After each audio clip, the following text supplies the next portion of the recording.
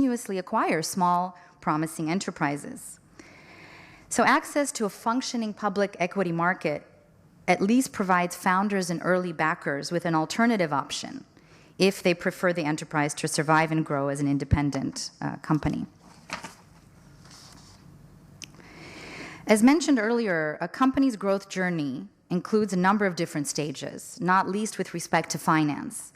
For many companies, one of the most important steps is when they first reach out to seek external equity capital funding from a wide and anonymous circle of investors. This is typically done through an IPO, when the company's shares are also listed for public trading on a stock exchange. This process is typically associated with more demanding and standardized corporate governance requirements, for example, with respect to financial reporting, disclosure, and shareholder rights. Between 1995 and 2014, approximately 27,000 companies around the world made an IPO, raising a total of $3.5 trillion in equity capital. During the same period, some companies also left the public stock market. And the net result is that today there are approximately 50,000 listed companies worldwide, and more than half of them are listed in emerging markets, 26,000. In the 20-year period between 1995 and 2014, two general trends stand out, we can see from the data. The number of IPOs in advanced economies has decreased considerably, while the number of IPOs in emerging markets has increased. Between 1995 and 2000, there were on average 1,170 non-financial IPOs per year in advanced economies, raising $145 billion. This was followed by a decline in the period 2001-2007 and a further drop during and after the financial crisis, the global financial crisis.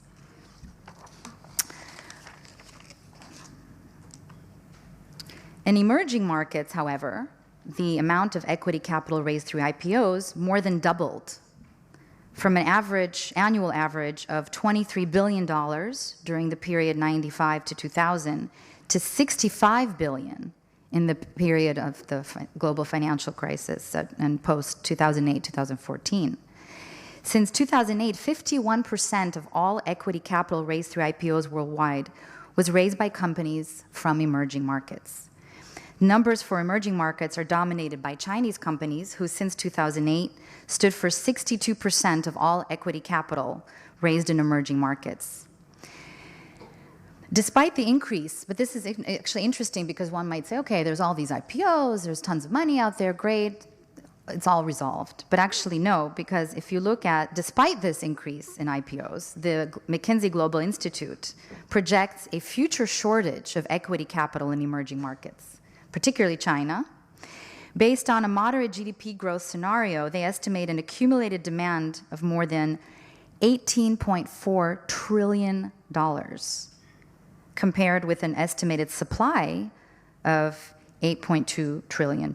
So therefore, we have a $10.2 trillion equity gap by 2020.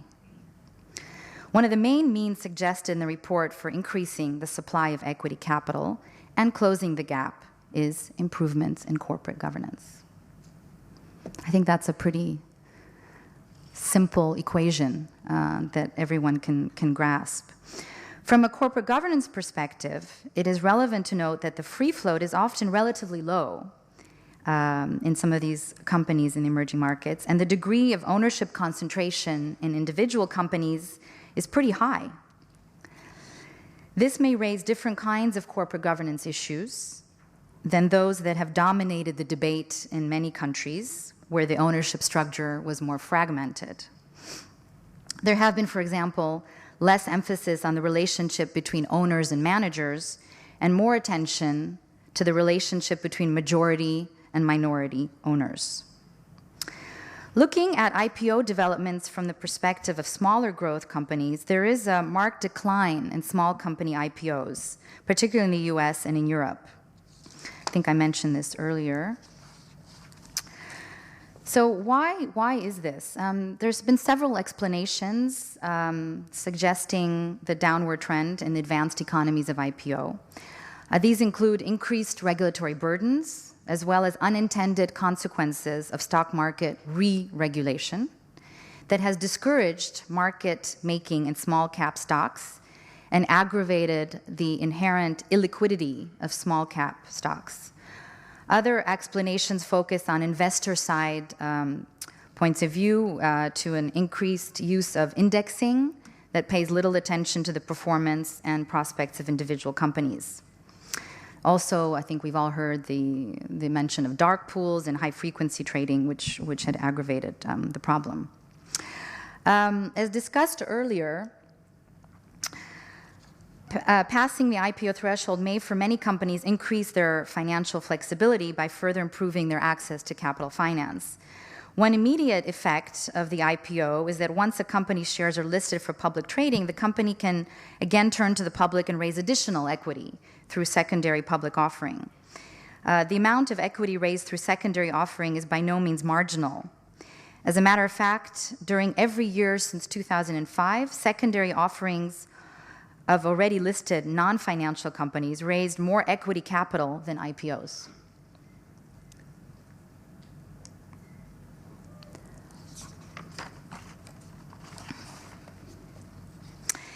Our data shows that within 4 years after their IPO, 37% of the smaller growth companies use their position as a listed company to follow up with a secondary offering. The equivalent portion for companies with IPOs larger than 100 million was 41%. So this marginal difference between companies of different sizes indicates that even if fewer smaller companies became publicly listed, the ones that actually do make an IPO can contribute to tapping public equity markets more or less to the same extent as larger companies. Again, this is underlining the importance of overcoming the barriers to initial stock market entry.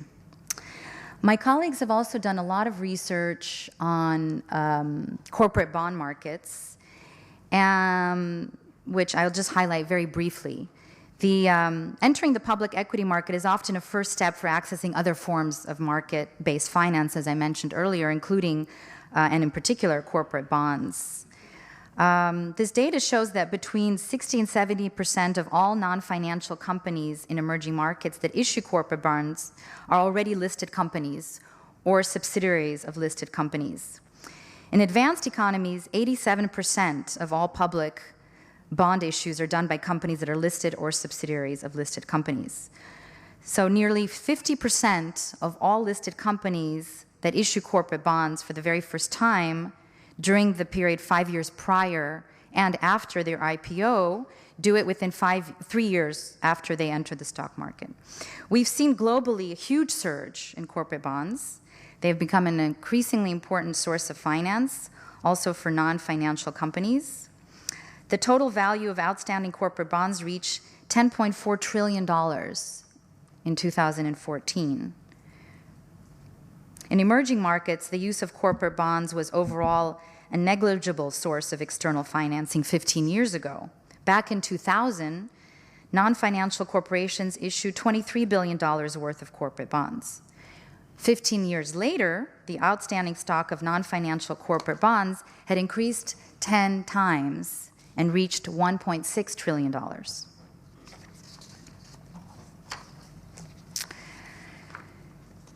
So when we look at all of this data and analysis, I think, again, we can conclude that corporate governance is not an end in itself. And that's why the principles of corporate governance were developed to serve the broader economic objectives. I think, as Secretary General mentioned, the principles also of the now G20 OECD principles are about outcomes. That's all we care about. We just care about the outcomes. Every company, every country will have a different way to get there, as long as they get there. And this is to facilitate corporate access to capital.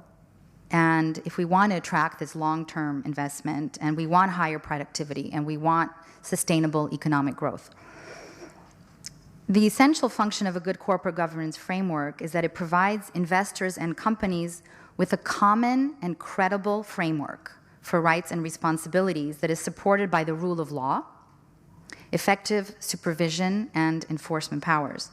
The key policy elements for providing this framework are company law and securities regulation, but also, very importantly, voluntary standards and commitments by the business community itself. Together, the mandatory and voluntary corporate governance rules provide a formal institutional structure that is understandable and predictable to all those that deal with the company. The existence of such a structure of rights and obligations is of fundamental importance to safeguarding the transfer of financial savings into productive investments in the real sector. Without it, savers will not be ready to hand over their money. They'll just keep it under their mattress. And this money that is to be used by the company at its discretion. And the company's original owners will not be willing to open the company up and to share influence and profits with new shareholders. So the need for formal and institutional structure becomes more obvious when the original limited circle of shareholders in a growth company seeks external equity financing from the general public. This is when the company makes an IPO and its shares are listed for public trading on a stock exchange.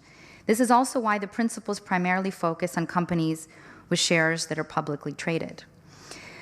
Based on global experience of policymakers and regulators, market participants, and others, the principles provide guidance across 6 main areas.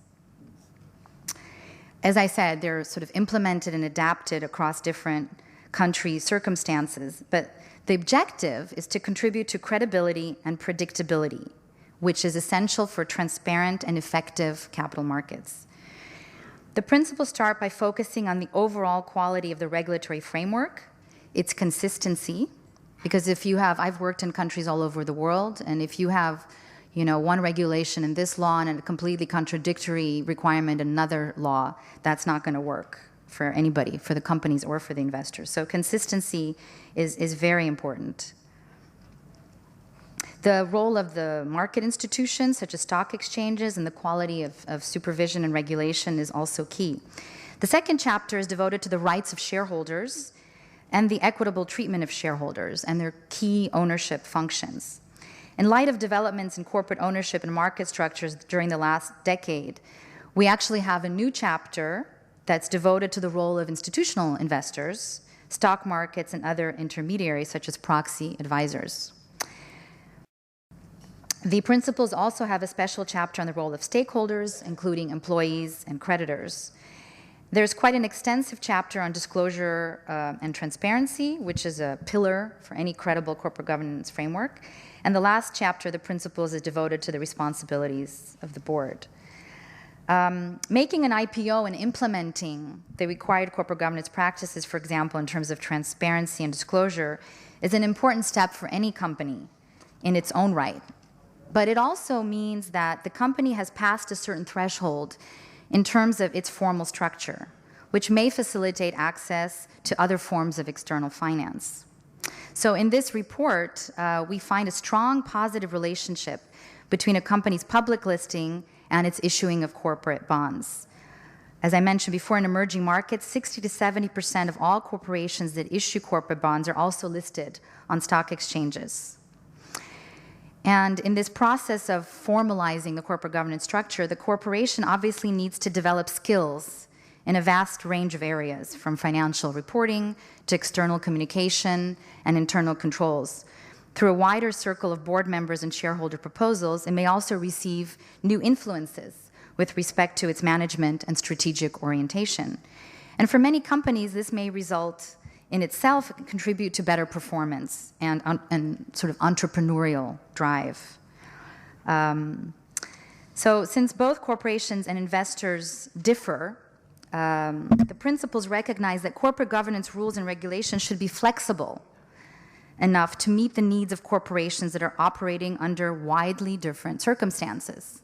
So you've heard this many times before. There's no one size fits all. But having said that, this is of particular relevance to growth companies where the principles acknowledge that flexibility and proportionality in terms of corporate governance requirements may be necessary, depending on factors such as the company ownership structure and the stage of development.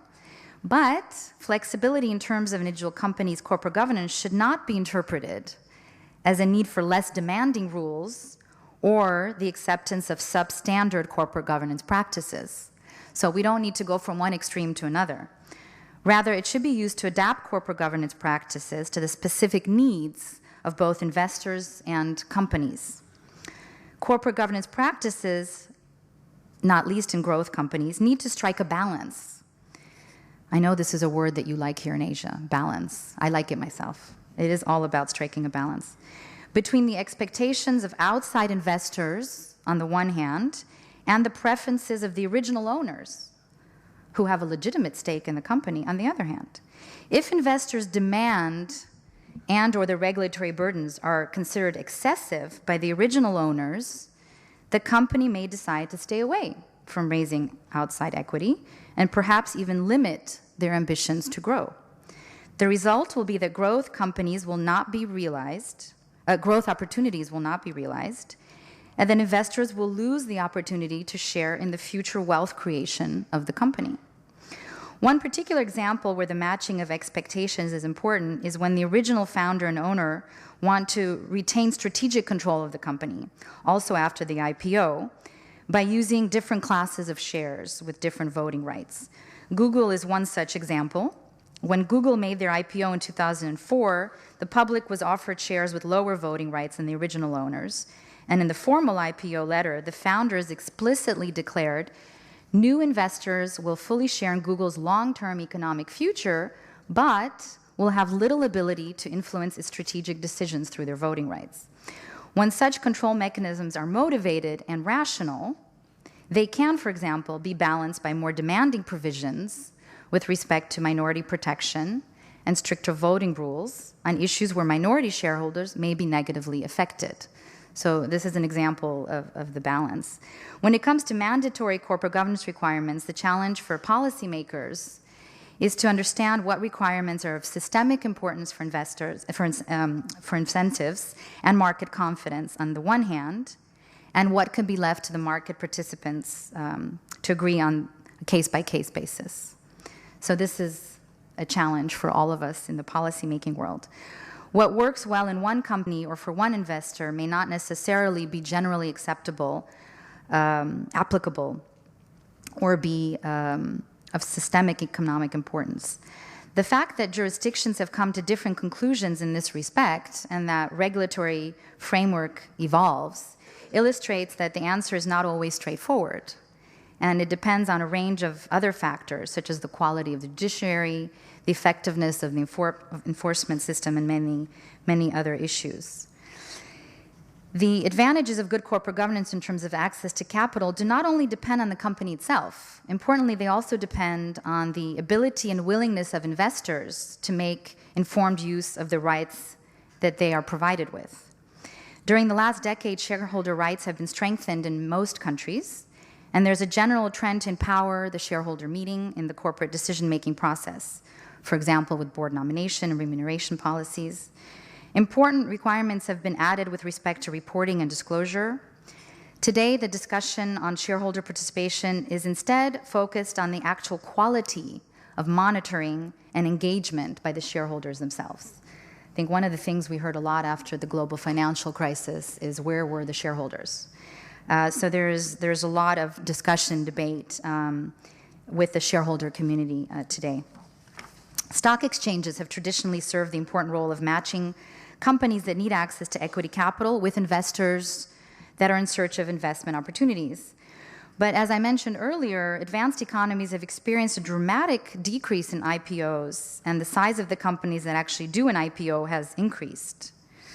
There's also been a change in the business models of the stock exchanges themselves, which now many are private companies that list themselves, which has also created a number of questions about conflicts of interests. So the principles recognize the important role of well-functioning stock exchanges, not only for their ability to exercise corporate governance, but also as watchdogs for upholding acceptable standards.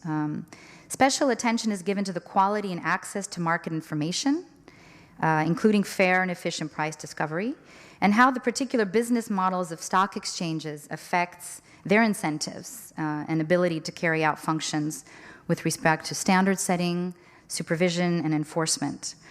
Policymakers and regulators should therefore assess the proper role of stock exchanges and trading venues. And it's one of my personal objectives is to start doing some work on this with stock exchanges in the region here. So I will stop here. The report is very long. There's a lot more rich information. I am incredibly grateful for your patience. This is the longest presentation I think I've ever made. I will be very eager to hear the rest of the next 3 days about your experiences here in Thailand. The OECD is very much about mutual learning. We don't issue orders or impose anything on anybody. We really want to learn and exchange. I look forward to a rich debate. Kampunka. Now let's have a coffee break and see you again at 11 a.m. The next session will be about how to enhance board leadership in order to achieve sustainable growth. I'll see you in half an hour. Please.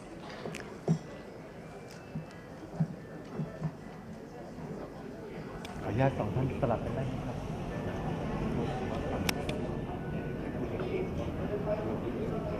ขออนุญาตนะครับพร้อมครับ1 2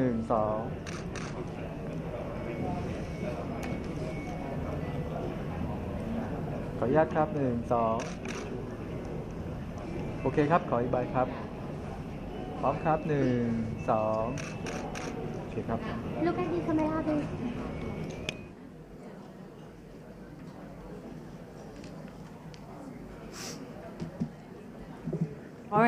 The next panel discussion is about enhancing board leadership to achieve sustainable growth and create long-term corporate values.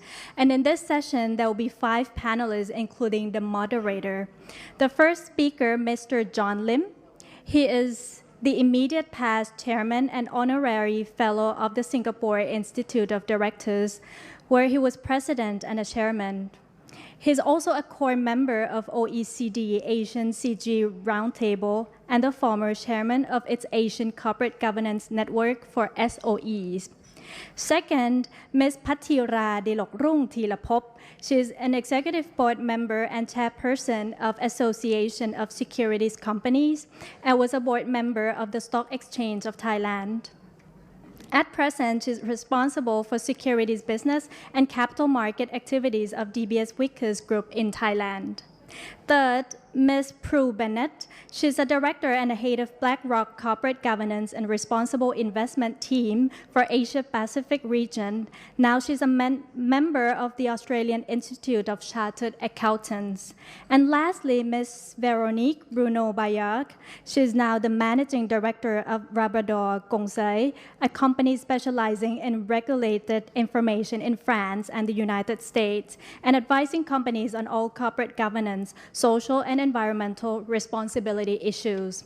Let me leave this session with the moderator, Ms. Fiana Jukdong, Senior Policy Analyst, Corporate Affairs Division from OECD. Please welcome all the speakers on the stage and for the presentation. Thank you all for coming back. This is a good sign.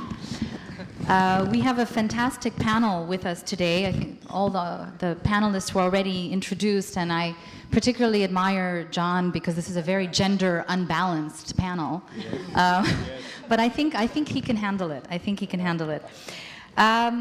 We heard this morning from the Thai SEC and the Stock Exchange and the Institute of Directors the critical importance of the role of the board in achieving sustainability. I think we all know what a board is supposed to do. I think we all know the responsibilities that are expected of board members. And we also know that a board is critical for the business to stay competitive, but at the same time to create this long-term corporate values in the company and the corporate culture. The board is really critical. However, to achieve these objectives, and after the global financial crisis, the responsibilities of the board have become more challenging, more demanding. How does a board actually do this? And there's a number of challenges given the dynamic environment in which companies find themselves in the changing market as well. So though corporate governance, as we heard, has gained a lot, there's been a lot of awareness raising. I think everyone understands its importance, particularly given today's market trends, need for growth. So the focus on board leadership and how to integrate that into sustainable business is a key question. So we're really delighted to have John Lim to kick off the panel discussion. We have a few questions to the panelists to help start the conversation. John has a lot of experience not only in Singapore but working all over the world. So can you shed some light on some of these difficult questions on what are the challenges in integrating governance into business and how to promote listed companies to practice corporate governance in substance rather than form, as a first question. And the second one is how can the board take a role to manage the challenges in terms of the short and long-term value creation of the company? When should the board take a leading role? When should it work in partnership with the management? And when should it step aside? And third, for a business to achieve sustainable growth, what are the key factors? So these are questions to the whole panel, but we'll start with John. Thank you very much, Fiona. I'm not sure what I've done to be in this sandwich position between all these very high-powered women. But I would like to thank the organizers for inviting me to this conference. And having worked for 2 years in the late 70s in Thailand, I'm delighted to be back here at this conference. Okay, I just want to say that in case it may be, you may get the wrong impression, Although I, in fact, have been involved in a number of state-owned enterprises, but always as the non-executive chairman, I'm 101% a private sector person, okay? So my experiences and my sharing would be based very much on my experience as an executive director or CEO, but also in the last, 25 years on the other side of the divide as a non-executive director. I would also like to say that after what Kun Sari and Kun Kasarat have said this morning, there's been so many words of wisdom, so many comments, so relevant that I really, I have to say that my job is either easier or harder. Easier because I can say, well, as has been said earlier, harder because there will be very few new things I can add. I tell Fiona, I just start off by saying, what are my experiences of the adoption of good corporate governance in listed companies? I'll talk about non-listed companies later. In the last, say, decade or 15 years. Like what has been said earlier, I think a lot has been done, a lot has been achieved, particularly in the creation of awareness of good governance and the importance of good governance to the success of companies. But on the other hand, I think many challenges remain. The adoption of good governance as part and parcel of the value system of a company, its DNA, I think still has got a long way to go. And again, I think it has already been said, the buy-in is what's important. I can say a few things why this is so. Corporate governance as we know it today really only started with what was put up earlier by Kun Bandit, I think, the Tong Yam Kun, basically the Asian financial crisis. Until then, corporate governance was, although it's been pushed with the Cadbury report since the early 90s, in Asia, corporate governance as we know it today was really a post-Asian financial crisis event. There was a lot of knee-jerk reaction at that time. A lot of regulations were introduced, and the whole approach, was very much a reactionary top-down approach. I think what is lacking until today, we're making progress, but we still have a long way to go in terms of convincing shareholders and owners of companies, that corporate governance is good for the company, for its growth, particularly sustainable growth. And it is not something that has been pushed down and has to be complied with because it is regulation. And I think trying to sell that business case continues to be a challenge. Secondly, in the earlier days, we adopted most of the corporate governance principles. While the principles are sound and relevant, in fact, for even emerging economies, the way in which, in fact, they were being implemented, I think was not it was a one-size-fits-all. And I have to say from experience, a one-size-fits-all does not work well. Because, as you heard, 2/3 of companies in Asia are actually family-owned, And it is very difficult. I've sat on family-owned companies as well. For you to convince the founding owners, who are often still very influential, either as chairman or, just behind the chairman, that in fact the success that they have achieved, is something that has to be significantly improved. They have achieved a lot of success. They are where they are because of the work they have done. I have brought high-powered CEOs into these companies. And the one mistake all these high-powered CEOs make when they first come in to say, 80% of what's being done is wrong. I come from MNC, I will introduce you, new changes in processes and so forth.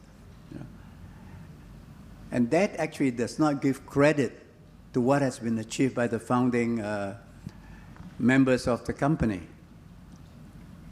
Also, there were a lot of comments and criticisms from what I would call purists. I have no criticism of academics and regulators and so forth, But one also has to take into consideration the makeup of companies, the structure and so forth. But the emphasis was on independence. Every board must have 2 independent directors, And also because the newly appointed independent directors are always concerned that whatever they do, they must not be seen to be in breach of regulations. So the emphasis was always on compliance. Compliance compensation, where my progress was always dependent on outcome. I live by outcome. We should be results-oriented, outcome-focused. But the new independent directors, they were appointed, were always focused on compliance with regulations. So there was a disconnect. Today, many of the large companies are very much in the forefront in terms of good governance. CEOs and directors of these boards, know what governance is all about, and also all the ranking and all the recognition and awards given has been a tremendous motivator for them to do well, because they basically are, in fact, not owners of the company. But the owners of the company still, I think, today remain to be convinced. So there are many challenges ahead. I believe implicitly, and I say without reservation, for a company to succeed and have sustainable growth, an effective board and a competent CEO are extremely important.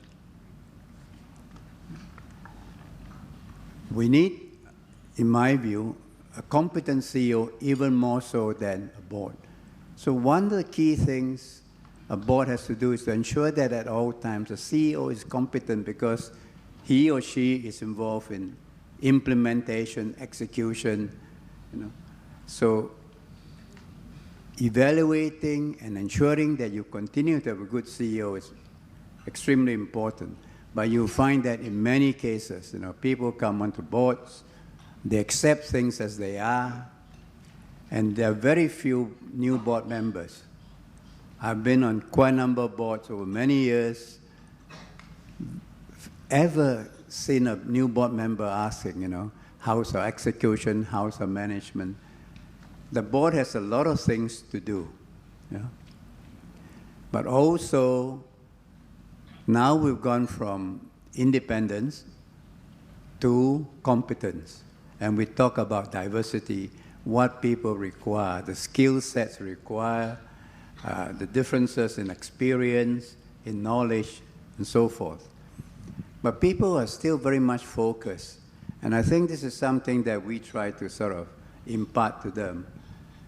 They're always looking at, is he a qualified accountant? Is he a qualified lawyer? What experience has he got? I think these are all very essential. What domain knowledge has he got? These are all very essential qualifications. But there are a few, what I call attributes, that I think are extremely important. Integrity and independence, not only in word, but also in action. This is an attribute which you can't see on the paper qualifications. You have to assess his track record and so forth. When I talk integrity, it's not only honesty, but integrity in believing and in advancing and holding on to what you believe is the right thing to do. And independence in having the courage to stand by what you believe. So integrity and independence are very important. If you look now at all the things they talk about, board diversity, some of these character attributes are not there. Okay? Secondly, board members must be able to work collaboratively with other members of the board as well as with management. In providing leadership, you need people with this qualification, this ability. Because a board member must always, and I think Fiona said earlier, balance, the word balance. In Chinese we say yin yang, a balance between challenging and supporting management. I've seen a lot of independent directors who come in and think they must challenge management on everything.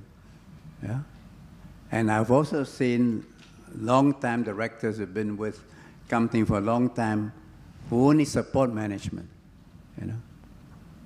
But a good director must be able to challenge and to support where appropriate. A good director must be results-oriented, must be always striving to improve and to focus on the outcome for the company. A lot of things being done in corporate governance belong to the school of process. All the things you do in process, if they do not lead to a desired outcome, I think you have not achieved your goal. Also, a good director must be strategic in his vision.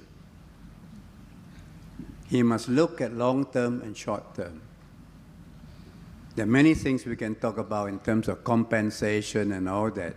If a company is to sustain its growth on a long-term basis, the board must be focus on striking a good balance between short-term results and long-term sustainability. Putting in resources where not only you guarantee or at least you can achieve your short-term results, but also providing the necessary development that will ensure your future growth. It is very difficult because in many companies, the compensation system is actually geared towards short-term. Yeah? And therefore, management is always focused on getting the results. And as was also said this morning, quarterly results, 6-monthly results, It's harder to explain why, in fact, you have a dip because you've made a lot of investment into the future. And that's why R&D is not often practiced. And in many cases, people separate the R&D from the operating company. Because R&D today, based on IFRS, International Financial Reporting Standards, must be expensed. Yeah? So if you're going to do a lot of R&D, you have to expense all this. But innovation and R&D are now very important focus that the board must provide the leadership on. If not, management will always find it easier to focus on existing operations rather than look at the things that are going to help the company in the future.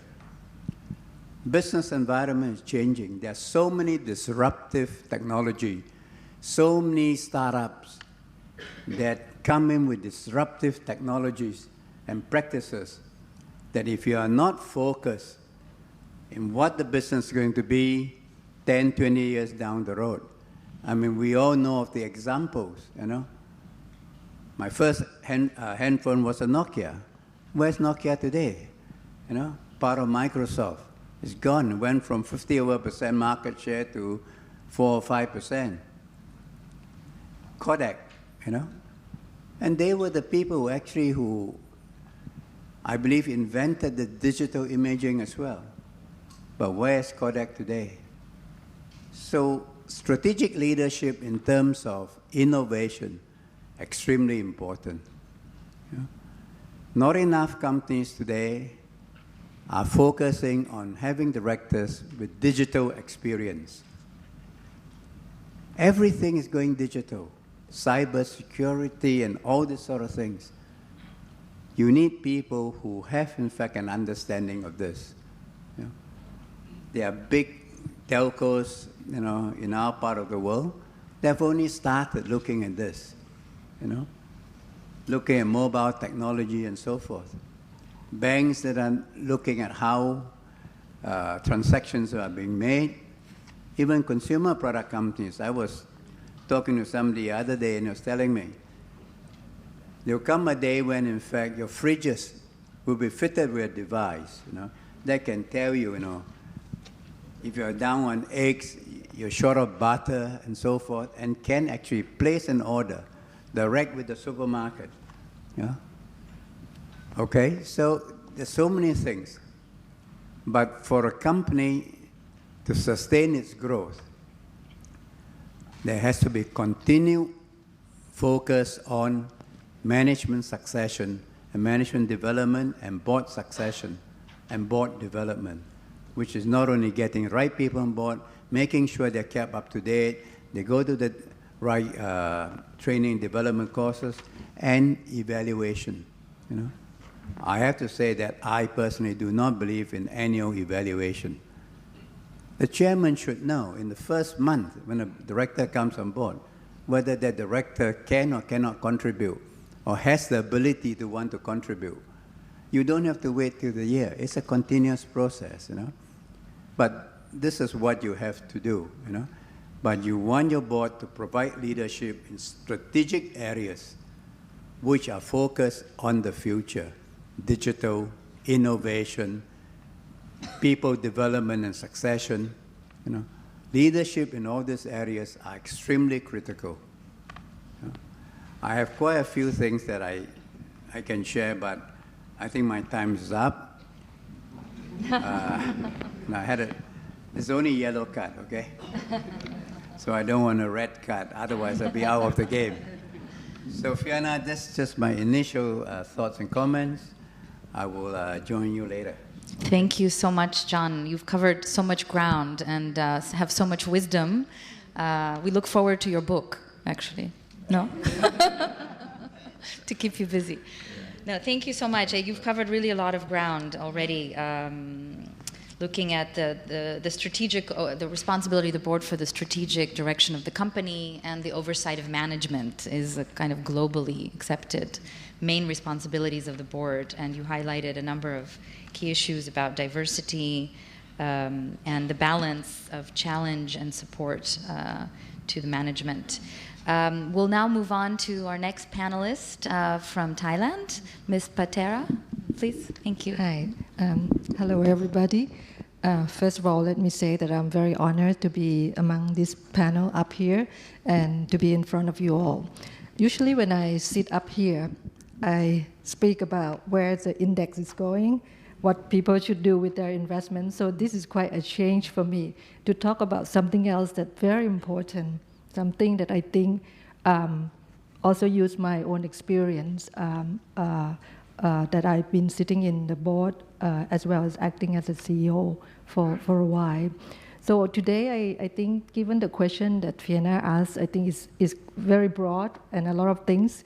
I think I try to maybe narrow down a bit more to what exactly, as my own experience as a CEO and working with the board, maybe the difficulty that I have to face and what important things that we should be doing. I think at the board level, I think it's the most important part of a company because it's all start at the board, right?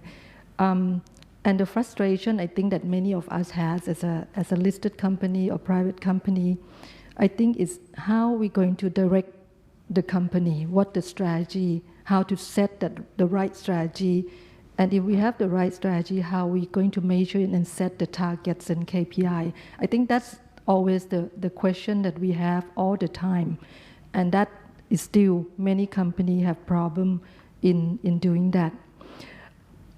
After we have the right strategy, we have the right strategy and target, the implementation is also another painful process, whether we can execute the strategy correctly and how can the board monitors and control that everything is going correctly in the right direction. So how should we do to actually help? In my own experience, I think the board composition at the start is very important. I think this morning we talk about family-owned business. I think to the certain level, if the company is to grow to the next step, it's very important that you have a diverse board and have people that have different competency and different know-how, knowledge. I think John talked about digital.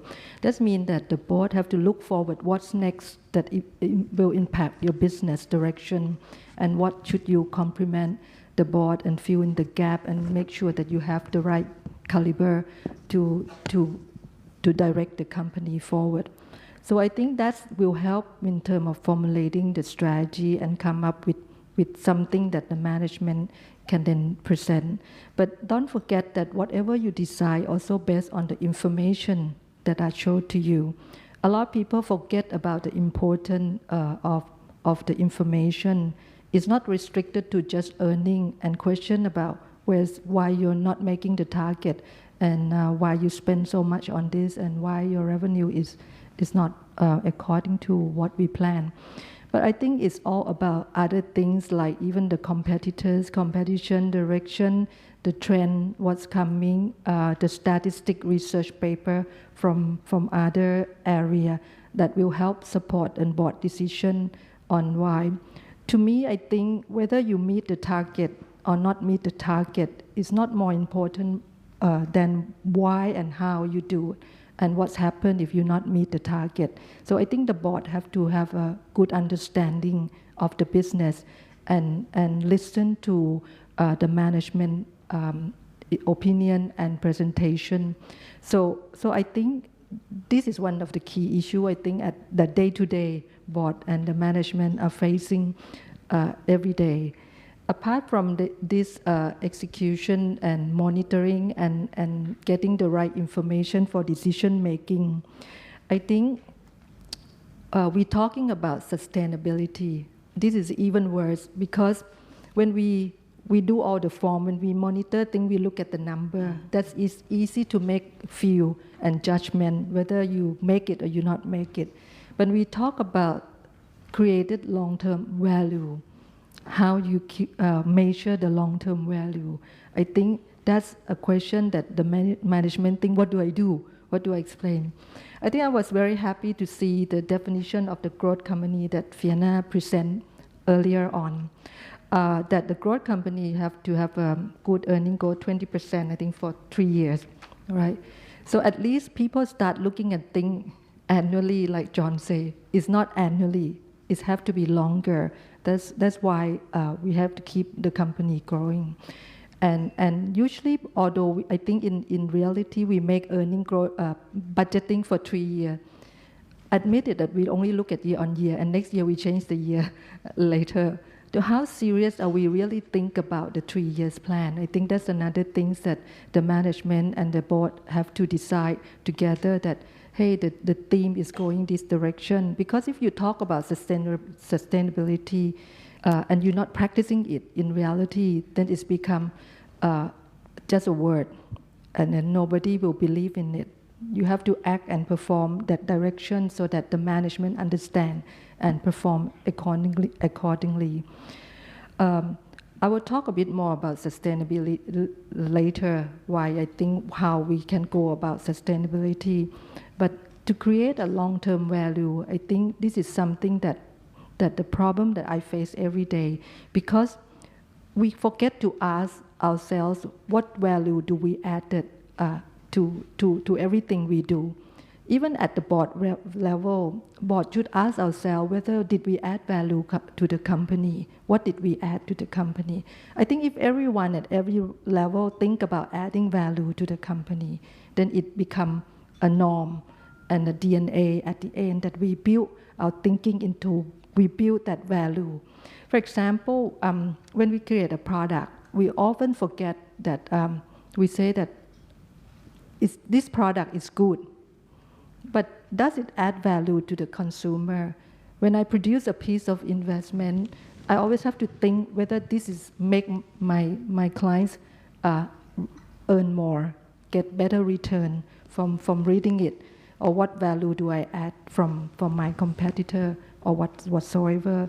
So we not think competition in a different angle, but in the angle that we focus on customer and think about add value to the firm and to the customer itself. I think this is something that we need to build, and by thinking that way, I think we can build a sustainable business at the end that actually add a lot of value to the firm. I often have problem answer my boss saying that, why are you doing this? Why don't your competitor just doing this? Why don't you just do it? Then I said, what value is that? But then it's difficult to tell him, but what value is the firm that I created? Because people will look at you. I think in the old day we call it goodwill that you have for this company, but it's difficult to measure, right? In some way, I'm trying to tell investor, in the investor point of view, that a company with good long-term value, people are willing to pay the higher valuation, and that's the facts. But then by the time you prove that, it takes a long time, and whether we have that long enough time to prove to investor, everybody have to be patient and willing to prove himself for the 3 years period. So I think this is some of the fact and painful thought that I think I would like to share initially as a practitioner myself, as working with the board and as a CEO. Yeah. Thank you very much. That was very, very interesting also to bring in that element of long-term value creation, which I think is really increasingly the focus of these conversations about the role of the board.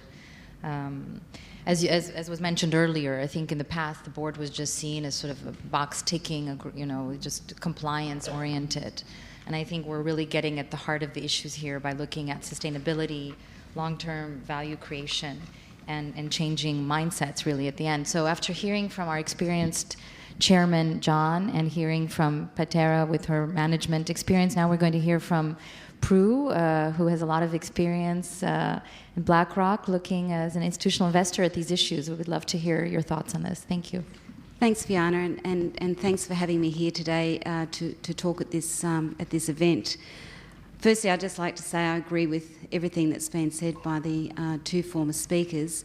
I'm going to bring a little different perspective to the role of the board from an investor perspective, because as an investor we're not inside the boardroom, unlike the chairman and the CEO. So BlackRock is a very large US fund manager. It has around $4.7 trillion US under management, and I have to confess that's a figure that I still have trouble getting my head around. In Thailand, we've got about $5 billion US invested in listed companies. And there are three different types of equity investments that we have. First of all, we have fundamental equity investments, which is where we have a portfolio manager who looks at a company and decides on the characteristics of that company, whether or not he or she will make an investment or hold the investment or sell. The second key type of equity investment is called scientific active equity, otherwise known as quant investing. So it is actually driven by an algorithm of various data points that are measured across the equity sphere. But the third type, which actually accounts for 2/3 of our equity investments, is called passive, where we invest in various index or in a product that we have called iShares. With the passive investments, the option to sell doesn't exist, because we have to hold the stock in accordance with a particular index according to our client mandate. So by default, we are long-term investors. If there's poor governance at a company or environmental and social issues aren't managed well, selling is not an option. So unlike managers that can just focus on the quarterly reports and if they don't like it, get out and put the money into some other company, we can't do that. And so we take our analysis of environmental, social and governance issues very seriously. And I'm actually part of a global team of 20 or 22 now in BlackRock that we look at these issues. Our primary remit is proxy voting, and we try to vote at all the meetings of the companies we are invested in. And we do look at the board to provide leadership as we can't sit on the board, so they are our representatives to protect our investments in those companies. We also only manage other people's funds. We're not running our own books. So we have a fiduciary duty to our clients to ensure that the companies that we're investing their money in on their behalf are well managed and well governed. A lot of our clients are very long-term pension funds. So again, this issue of long-term is very important to us. So when we look to the board, what do we want out of a board? First of all, in terms of composition, we want competent people. We want people who think independently and will contribute to discussion and debate, constructive discussion and debate around the board table. In this region, and obviously in Thailand, with 70% of the companies being family controlled, it's a very common trait. We certainly don't engage with companies and say we want the chairman to be independent. We want to understand the processes that the board has in place to ensure that there are competent people who can think independently and have the right discussion and lead to the right decision making, which should lead to long-term sustainable growth of the company. But the board is there to work with management to set strategy. That's probably the most important role. Then there's the oversight role to ensure that the strategy is implemented in an appropriate way that again leads to long-term sustainable growth.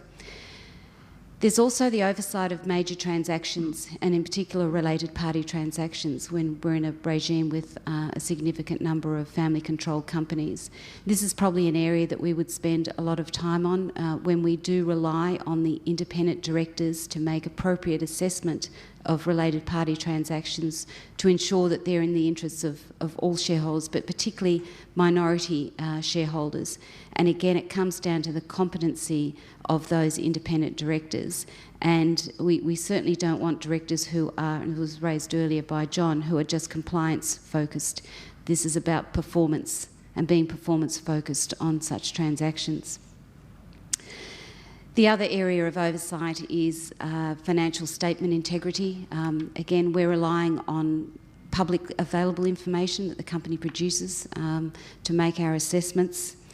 Another factor is to ensure that remuneration is fair and transparent, and also oversight of other issues such as environmental and social issues, so that we can see that there's an understanding of the exposure that the company has to environmental and social issues and that they are managed well. I don't like the term non-financial when referring to environmental and social issues, because if they're not managed well, the consequences are very much poor financial performance. So what we're looking for, we're talking about the board. It's important that to achieve sustainable growth, that the board really understands the risks that the company faces. That's operational risk, financial risk, and as I mentioned before, environmental and social risks, but also ethical risks. We are looking for companies to really disclose how they manage things like bribery and corruption, their reporting systems. And often it's about this type of transparency as a bit of a window into the board and the discussions they might have and their understanding of the risks that the company is facing.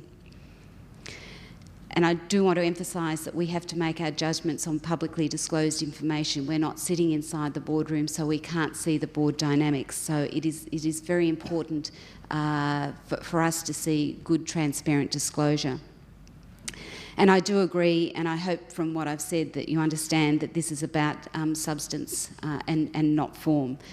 We don't talk to companies about a particular governance model. We are really after companies to explain to us how the corporate governance function model works within their organisation, taking into account the nuances of that particular organisation.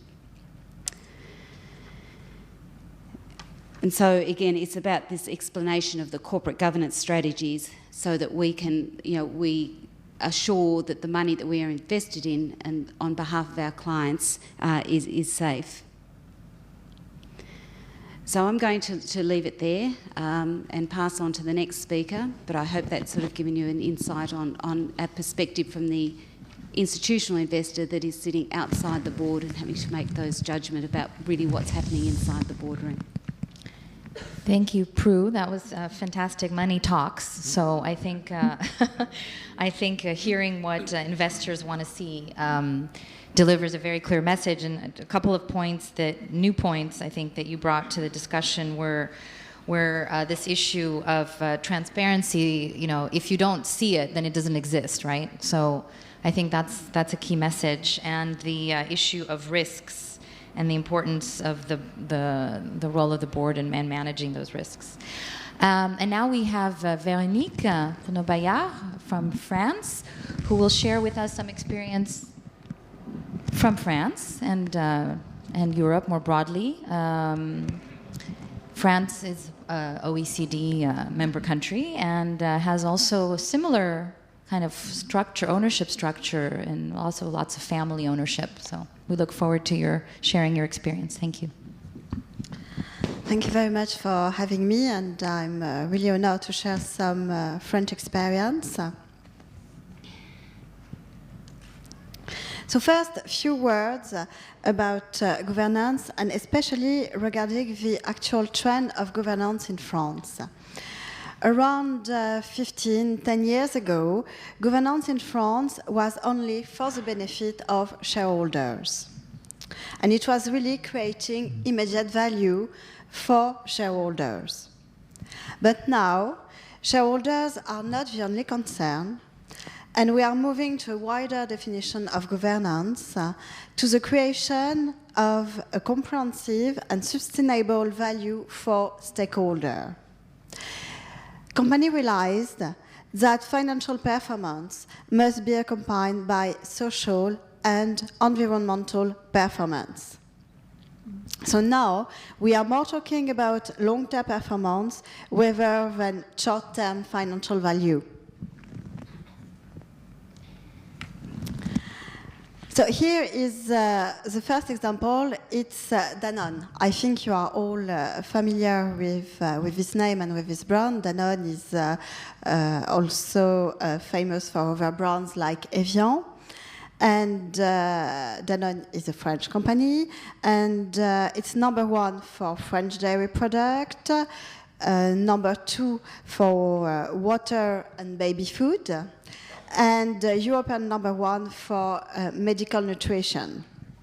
Danone is quite an interesting example because for many years they have been concerned by governance not only for shareholders but also for stakeholders.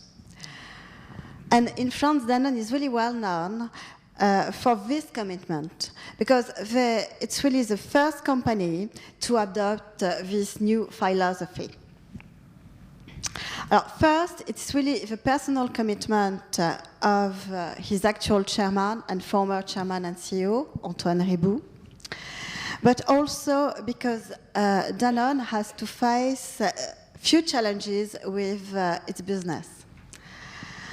As an example, Danone is producing the famous mineral water Evian. Evian is really sold as the purest water in the world as it comes through the Alps mountain. And Evian water is really sailing all over the world. I was traveling with Thai Airways, and I wasn't flying first class, but I went through the first class when I left the plane, and they all have this little bottle of Evian. So at the same time, Danone is selling Evian, the purest water in the world, but they have to face challenges as pollution, because this water is transporting all over the world, and also this water is sold in this little plastic bottle or in this big plastic bottle, which is another source of pollution. So this is why they really integrated very early in their governance concern not only shareholders but really stakeholders at a whole. So I don't know if you're able to read what is on the video, but just to give you a few words of what you can find on the Danone website, they say that governance is an integral part of our corporate structure and operation, a long-term commitment. It organizes the relationships between the various company bodies, rules and structures that are used to ensure the transparency of the company's operation and the balance of power between shareholders, directors, executives, employees, suppliers, and customers. And they also say later, it is structured around 3 basic principles that I will talk about later: expert, independent, and diverse board of directors, and social governance that firmly places Danone's social and societal responsibility at the heart of its management and strategy.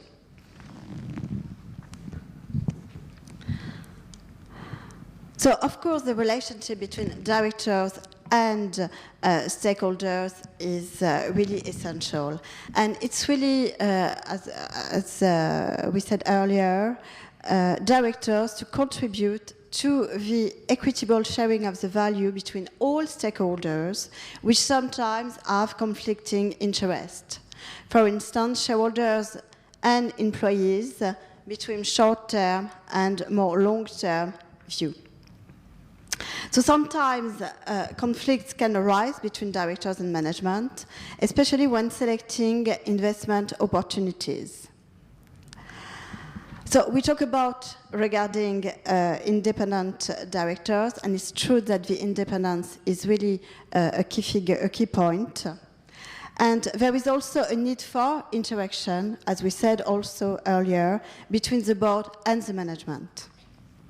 So the role of directors is not to control the management, but it's really to help them to make the right decisions. And sometimes discussions can arise inside the directors, inside the board itself, or between directors and management. For example, when we discuss about investment opportunities, inducing social or ecological risks. And as Prue said earlier, institutional investors are really concerned about that kind of risk. So in France, we can really see that there is a kind of new business model integrating really long-term value with new criteria which are not only financial criteria. And we are now talking more and more about social and environmental performance as well. So the role of the board is really essential to support the management or to challenge the management in this new trend.